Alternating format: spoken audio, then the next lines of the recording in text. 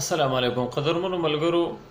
مفتی اکبر علي حقانی صاحب چې تاسو ټولې پیژنئ او غیر سیاسي عالم دی، د هغه نه واورئ نن چې د یو عالم توهین د تمام علماو توهین دی. که یو سړی راپاسي د مولانا فضل الرحمن صاحب توهین کوي نو یقینا دا د ټولو علماو توهین دی.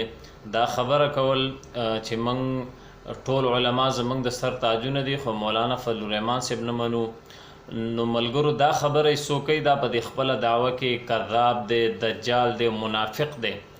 ځکه د یو عالم توهین کول دا د ټولو علماو توهین دی.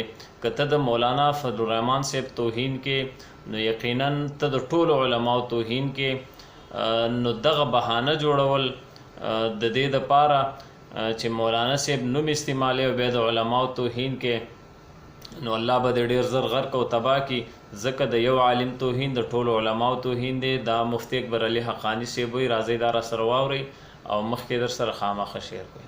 30,000 پیغمبرانو پګړۍ دې سپکه کړې وه، اول به د سره د پیغمبرانو د عزت حساب چې د هغې نه فارغ شي بیا به د علماو حساب در سره کوي.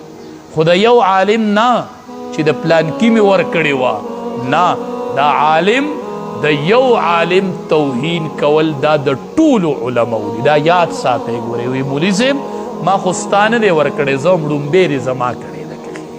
دې کې شک نشته. د نوح علیه السلام قوم چې و، الله قرآن کې څه ویلي و؟ کذبت قوم نوح المرسلین. دروغجن وګڼل قوم د نوح علیه السلام ټول پیغمبران. دې نور پیغمبران لیدلي وو چې الله وی ټولې دروغجن وګڼل؟ دی زمونږ پیغمبر لیدلی و؟ نه. دلته علما وایي د یو پیغمبر نه منل دا د ټولو نه منل دي. د یو عالم توهین کول دا د ټولو علماو توهین دی. نو دا د مصلح خاوندان دي، دی نه قرآن زده کوي، دی له منې راونیسئ، دی به درته نیغه لار وښي. تاسو نه تپوس کومه چې زه په دې منبر کښېنم، په دې مصله کښېنم. دا منبر او مصله د نبی کریم صلی الله علیه وسلم نه یو امانت مونږ ته نه دی پاتې. زه به په دې امانت غلطه مسله وکم، زه به په دې امانت غلطه خبره وکم.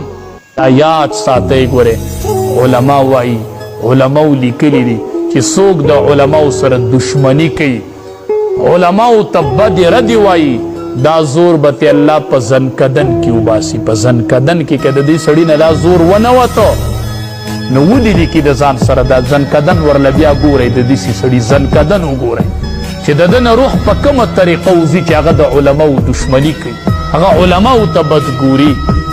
دوه قسمه خلقو ته د الله د طرف نه د جنگ اعلان دی. کولو یو سودخور ته دی چې کوم سړی سود خوري، سود کوي، الله وی فأذنوا بحرب من الله، زما جنگ ته راوځه، بس زما سره د جنگ اعلان دی. بل چې کم سړی د علماو سره دشمنی کوي، الله وی زما در سره د جنگ اعلان، ما سره جنگ ته ودرېږه چې ته د علماو سره دشمنی کوي، زما در سره د جنگ اعلان دی. نو دا اهل الله دي.